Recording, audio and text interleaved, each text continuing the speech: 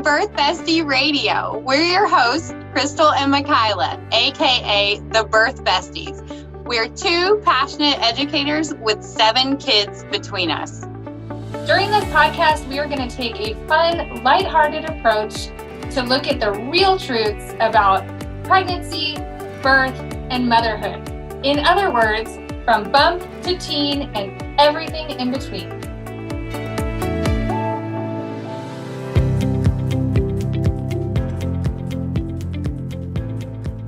If you're pregnant, you may think that you just go to the hospital and have a baby. But remember, it's equally as important to train for this event like you would any other athletic event. What do you think, Crystal? I didn't even know that you needed to train for childbirth. And I had no idea that courses even existed to teach me how to have a baby. Absolutely exist, but finding time to fit in a lengthy childbirth course, that could be really difficult to do. And then your next option is Google. And well, that's just way too overwhelming. Move over, Google, and lengthy childbirth classes. Honest Birth Talk is the premier online childbirth course that provides convenient, evidence-based, personalized training at your fingertips. The Birth Besties, Michaela and Crystal, yours truly, are your personal coaches for pregnancy and birth. If you're ready to start training for your ideal birth without the hassles of scheduling conflicts, go to www.honestbirthtalk.com and contact us for your free consultation. All right. Well, today on our podcast, Birth Bestie Radio, we have Lindsay Simon, host of Las Vegas Now and blogger of the Nomus Niche. We're so excited to have her here to talk about being a new mommy of a 16-day-old and life in the spotlight and what it's like to be a blogger. So we're super happy to have you, Lindsay. Thank you so much. I'm glad I got to be on your podcast and talk with you all. So thank you for inviting me. Yeah, we're so glad you're here. Could you, for our audience, could you tell us a little bit about yourself and where you're from and how you got into the Las Vegas Now host and blogging? Sure. So I'm originally from Pittsburgh, Pennsylvania, and my first job out of school was to host a show in Laughlin, Nevada, which I don't know how many people know of that. It's about an hour and a half south of Las Vegas, and eventually worked my way up, and I worked for a station here in Vegas, and kind of through connections I made, started working for Las Vegas Now, which is a lifestyle entertainment show, and it definitely fits my personality. I tried news for a while, and I could never get used to covering the hard news. I always wanted to hug everyone. But, and I started my blog. I really worked at my blog, I would say, because I started it, but then didn't do much with it.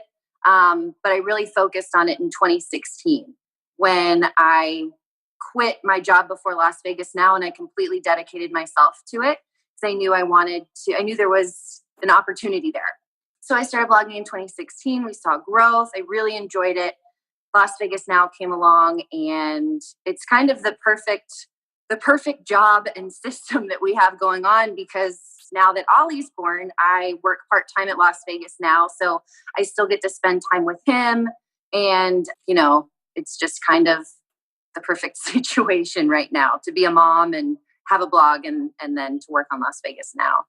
That's awesome. Well, so I love that you said that it's like the perfect solution because it's both you get to be Ollie's mom and you get to do your blog. Mm-hmm. And so you were blogging full time. What made you go back to journalism? Was it the fact that you got to do kind of more the lifestyle thing?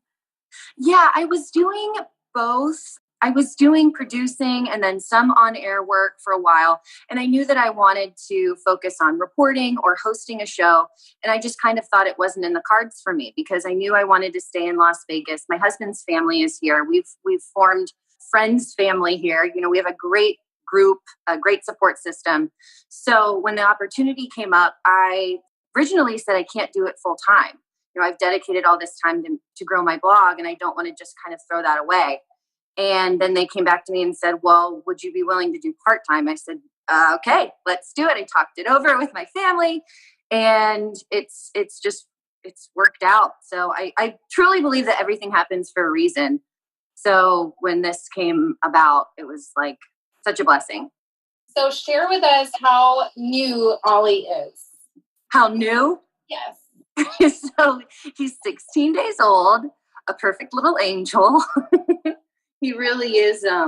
He's growing quickly, though. We just had our second pediatrician appointment, and he's continuing to gain weight, which I heard is not, usual. Sometimes they lose weight in the first 2 weeks, which shows you just how good of a feeder he is. He likes to eat, that's for sure. Yeah, 16 days old, and he's just perfect. We love him. Well, how were you nervous about becoming a mom when you're someone who is in the spotlight a lot and you have this really amazing blog going? Were you nervous about how that might kind of mess things up? Not mess things up, but the work-life balance that we all face seems to be something that's on everybody's mind. So I was just wondering what you thought it would be like. Yeah, there was definitely a few moments, and I don't want to blame it on hormones while you're pregnant, but there were a few situations where I was like, what are we going to do? I always knew that I wanted to become a mother, but wasn't quite sure how we were going to do it. So we had conversations on how are we going to do childcare, and thankfully, my mother-in-law is out, so she can help whenever we might need it. But there were definitely moments where I was stressed out and wondering if it would all work out, but you just kind of have to have faith that everything's going to fall into place, and it did so far. So, I'm not back at the show yet, but we'll see how it goes. We're just going to have to roll with the punches, I guess. Isn't that motherhood anyway? You just have to kind of go with the flow. That is absolutely that. Yes. As we were, right before this podcast interview, running around trying to get our kids situated and organized and, settled so that we can have. We may have prayed that they don't interrupt. That could be the reality, that we put them in certain places and then crossed our fingers and said, all right, we're going to do this. It's working so far. So, Lindsay, how did you feel about the support that you had from friends, from family, from colleagues during your pregnancy and then in these last couple of weeks? Our support system I don't even know how to explain it. I would not have been able to get through it.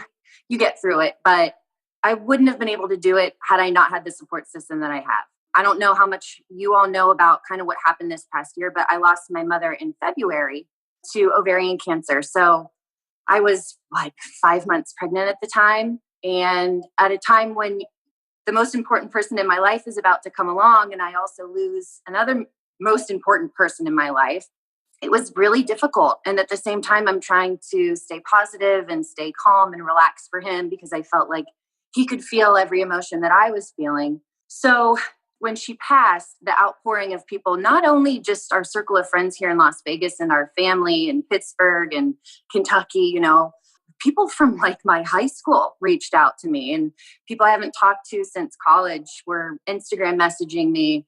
So it was pretty incredible. And I was able to come back, and thank goodness for the blog and for work, because I just kept myself busy. We had the nursery done by end of March because I just kept myself busy. But without that support system, I don't know what would have happened, So I'm incredibly thankful. And I think that points out something that many of us kind of look at social media as it being a time sink, but you point out how important it is. And I think it goes along with other moms, is that they feel that they're on a journey with someone else and maybe they don't have family close to them. So those virtual connections really seem to make a difference. So I think that's really interesting that you pointed that out, because we were actually going to ask you if you thought there was a downfall to social media, but I honestly think in your situation and in a lot of people's, it's their only community. Oh, absolutely. I'm glad you brought that up, because before I got pregnant, I thought of social media, Instagram in particular, somewhere that I could post a cute outfit that I wore for the day or my makeup look. But once I got pregnant, I kind of found myself connecting to other mamas to be, and we were talking about our experiences, and hey, I have nosebleeds. Do you have nosebleeds? Oh yeah, it's actually, it happens. So I found this community of mamas and mamas to be. And even now people are reaching out hey, here's something for gas. This is how you can help with gas.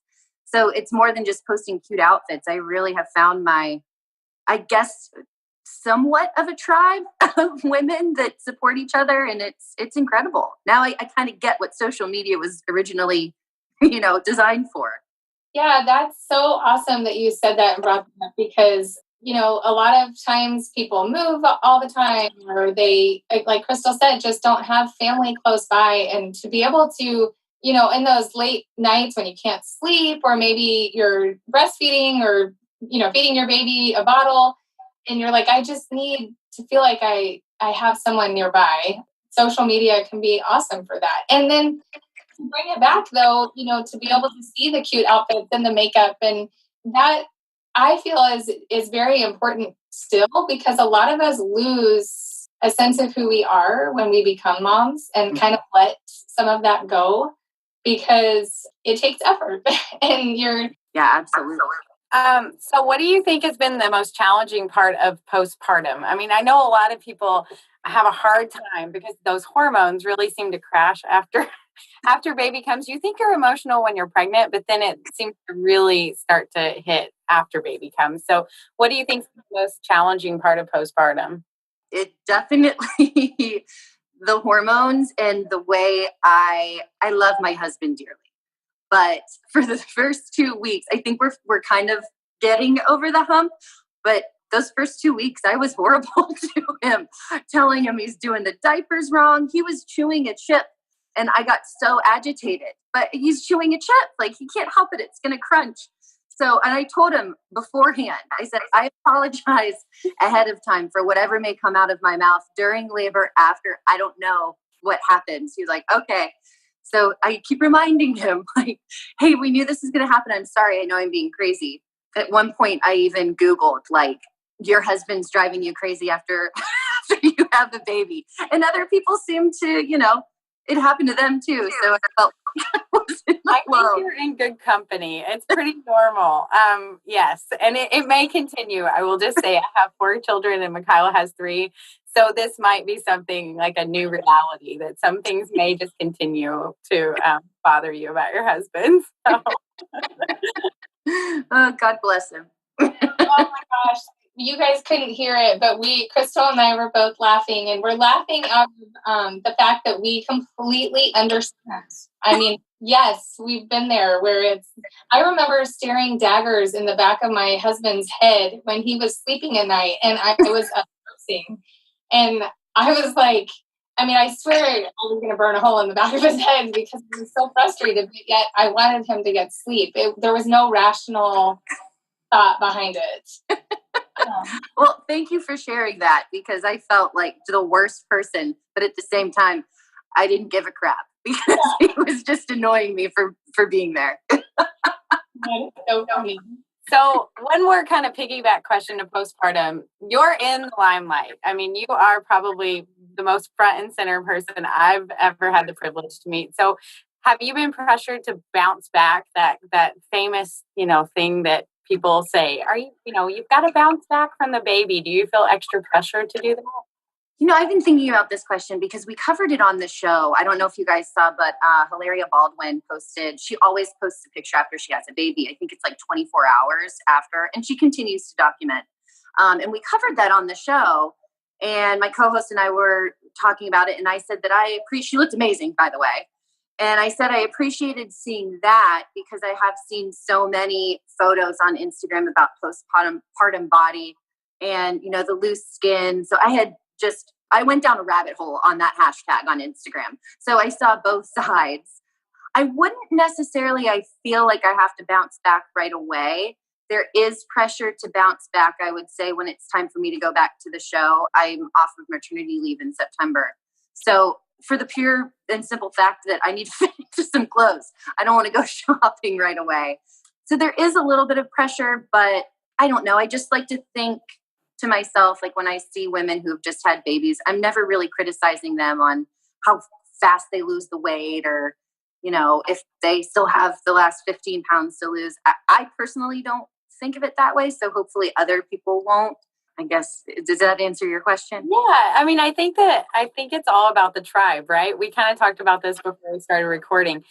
There are judgment places of judgment or moms where you feel super judgy, or you're in moments where you feel judged. And then there's a tribe of people you surround yourself with where you feel lifted up, right? So it's all about finding that tribe. And I know Mikhail and I have worked really hard to try and build one of those because we couldn't find one. We always said we're like moms in the middle. We're not super crunchy, but we're not, over here. And so trying to just be in the middle of that and kind of have this non-judgmental attitude, like what works for you may not work for us, and that's okay. So that's kind of where Honest Mom Talk came from. So I was just, it's so important to find people that you can really do this motherhood thing with. And it's awesome if you can find it online or offline.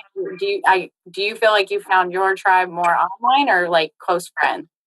I would say I don't have a whole lot of girlfriends who have had babies. I have 2. So I'm constantly texting them about stuff like, hey, my breast pad smells like popcorn. They're like, it's cool, it happens. But I would say the number of women, definitely on Instagram. I've come to, know these women who I've never seen in real life, but they've been so supportive and helpful. And they lift you up. You absolutely hit the nail on the head. I'm sure there is judgment, but to surround yourself and to be in communication with people who are just going to be supportive is really important. And I have found that. I'm grateful for that. We love that because, finding a group of women that you don't even have to know on a personal level, face to face, you can find that you can commiserate together. You can, lift each other up together, share wins, and then also share those frustrating moments like you were talking about with your husband, and it makes you feel like you're not crazy, which we think is a huge part of mental health and being well mentally, physically, and emotionally, is being able to have that tribe of women, whether you find it on social media or in person. So we have to ask, how was your birth experience? We're pretty passionate about birth around here. So we wanted to hear your story, your birth story, a little snippet of it, or what you feel like sharing. We'd love to hear. Oh, sure. I love sharing. As I've realized, most people do like to share their birth stories. I've heard everyone's when I was pregnant. Ours, I went in at 2 a.m. on a Tuesday, June 26th. And I needed some help as far as thinning out and dilating. So they gave me, I think it was Servicil. It was some kind of medication to kind of kickstart things. And they had me hooked up to the machine. And the nurse asked, have you had any contractions? I said, no, I haven't had any contractions, no Braxton Hicks. I didn't lose my plug. Like, I don't know what's going on. And she said, actually, you just had a contraction and you had 4 since we've been talking. So in my brain, I'm like, am I Superwoman? Like, I'm going to get through this. No problem. Yes, this labor. You're definitely fine. Like, this labor is going to be fine. Cut to 2 hours later, not Superwoman. The medication kicked in and my contractions actually, like, this is my first baby, so I'm not sure what normally happens, but I went from not feeling any contractions to feeling incredibly intense contractions, and they were happening for 30 seconds each, 45 seconds to a minute apart. So essentially it was like one giant contraction for 3 hours. And the nurses switched, and I got this new woman. Her name was Theo. I loved her. And she's like, we can't let you continue to do this. I'm like, I can't even catch my breath. So she said, you can get the epidural if you'd like. Because originally when I didn't feel like contractions, I'm like, heck yeah, we're going all natural. This is like no problem, baby. So she did give me the epidural, and I became human again. I loved my husband again. I wasn't pulling on his shirt anymore. And I mean, the rest of it was really okay. There were a few issues, which I feel like there's always something that, maybe there's a scare. His vitals dropped for a little bit, but then they put me on oxygen, put me on my side, and he was okay. And right before it was push time, my doctor came in, super sweet. He's like, hey, how is everything? And I swear, I think my head turned 360 degrees. He's like, are you ready? He goes, yeah, let me put my gloves on. So And I asked my mother-in-law and my stepmom, I said, how long did it take you guys to push? And they looked at each other and laughed. And they're like, well, it took, an hour and a half to push Michael out, my husband. I'm like, oh, great. We've been here, for 14 hours. And now he was out in 15 minutes. Woo, Popped him out. He was beautiful. I wasn't sure if I had mommy goggles on, but I was like, he is the most beautiful thing I've ever seen in my life. They put him on my chest and he was ready to eat immediately. That hasn't changed. That's great. So you got some mommy skin to skin right away, and he's nursing like a champ. That's awesome. It's a wonderful birth story if you can walk away feeling like you were an active participant. That's something we're super passionate about. It's just that your birth didn't happen to you. You got to play an active role. It sounds like yours was you got to play an active role. Yeah. And I wanted to, because like I said, I heard so many birth stories, and some of them I felt like maybe women were trying to scare me, which at that point it's like, I'm 9 months pregnant. I'm not changing my mind, nor would I ever. But, I was hoping that I had an experience that I could share with other people and be encouraging, because I do have some other girlfriends that are about to go through labor for the first time. And I wanted to be that person that's like, listen, it's okay. People have more than one baby plenty of times. So it was good. It was beautiful.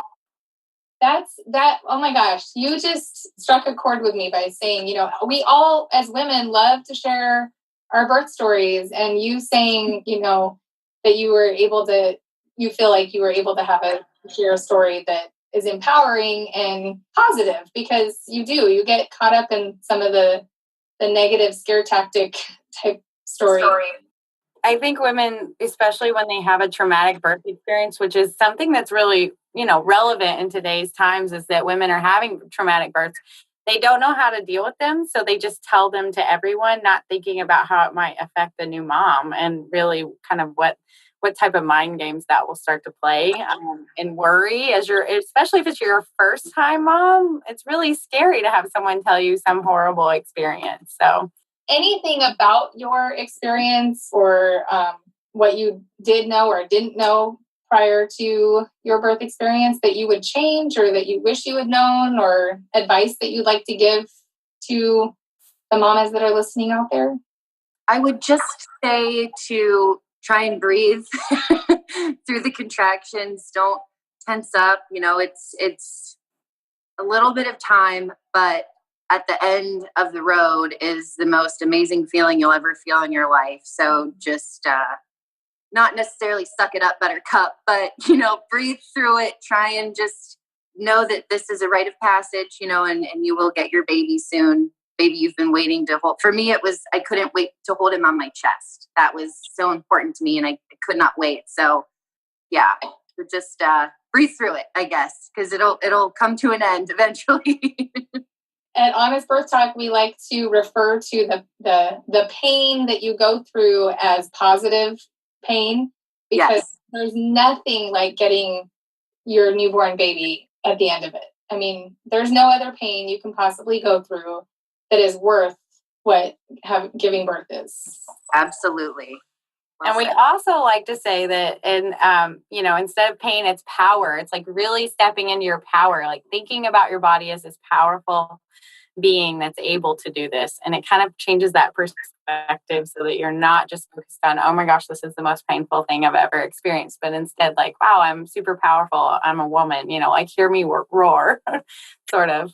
Oh, absolutely. And through all of this, like after he came out, there was another little soul in the room who wasn't there before. Like I've been telling my husband these past few days, I'm like, the female form is incredible. We can grow a baby, birth a baby, feed a baby. Like it's really wild. So I can't believe it. Yes. Oh my gosh. Yes, it is. There's nothing that compares. No, absolutely nothing. So what does the future look like for you and the blog and Las Vegas Now and life? Is there going to be more little munchkins? Are we already thinking about number 2? Or are we just good right now? Just going to savor it? Awfully early, I guess. We're definitely savoring it right now. But I come from a blended family with a lot of kids, and I definitely want him to have brothers, sisters. I say plural. My husband says we'll reconvene after 2. But yeah, Las Vegas now. I'll head back in September after maternity leave. And the blog, I'm continuing to do that. It might change a little bit. It won't just be fashion and beauty, because I definitely like sharing products that I love that make parenting easier on me. So there'll be a little bit more, mommy material in there. But same old deal, just with another little one. With a little bit of a twist. That's awesome. Yeah. That's fantastic. Okay. Well, I didn't want to talk over the top of you. Oh, yeah, sorry. We're all trying not to talk over each other. This is the reality of making a podcast. But, well, Lindsay, we just want to thank you for joining us. And we're definitely going to put your blog up and your social media so everybody can follow you. Why don't you tell everybody your website so they can go there, and you tell them where they can catch up with you? Okay. Yeah. My blog is The Nomis Niche, and it's NOMIS. It's just Simon spelled backwards. I know it's confusing. Everyone asks. TheNomisNiche.com, and all of my handles, Instagram, Twitter, Pinterest, it's all at The Nomis Niche. So follow me. I like to follow people back. And again, thank you guys so much for having me on your podcast. This is fun. It's fun being the one interviewed. I'm usually the one doing the interview. Yeah, we were wondering how that was for you. I know. I actually thought about that. I was like, she's always the one interviewing people. So it was a little bit intimidating, to be honest, but we're super glad you joined us. And we can't wait to catch up with you some more and hopefully have you back on the Birth Bestie Radio. Oh, anytime. I'd love to. Thank you so much. This has been an honor to have you on our radio. Oh my gosh. Thank you. The honor's mine, truly. That's a wrap for this week's episode of Birth Bestie Radio. Thanks for joining us. And be sure to visit www.honestbirthtalk.com to join the conversation, access the show notes, and discover our fantastic bonus content, such as our free mini course. When was the last time you spent 3 days away with your bestie? Or heck, even 1 day? Probably never, since you brought those little blessings home. We are Michaela and Crystal, the birth besties and founders of Honest Mom Talk and Honest Birth Talk. The Bestie Weekend Getaway is an event for moms just like you. At this awesome event, we will be ditching the mom labels, exploring deep self-care, and letting loose. So ladies, dig out those high heels. What happens at Mom's Night Out stays at Mom's Night Out. You're going to be leaving this event with a renewed sense of confidence. No more guilt or shame. And you're going to learn how to trust your intuitions. So, if you want to know more, go to www.honestbirthtalk.com, or you can join us on Facebook in our Honest Mom Talk group, where you can encourage, relate, and connect with other moms just like you before the event. We'll see you there.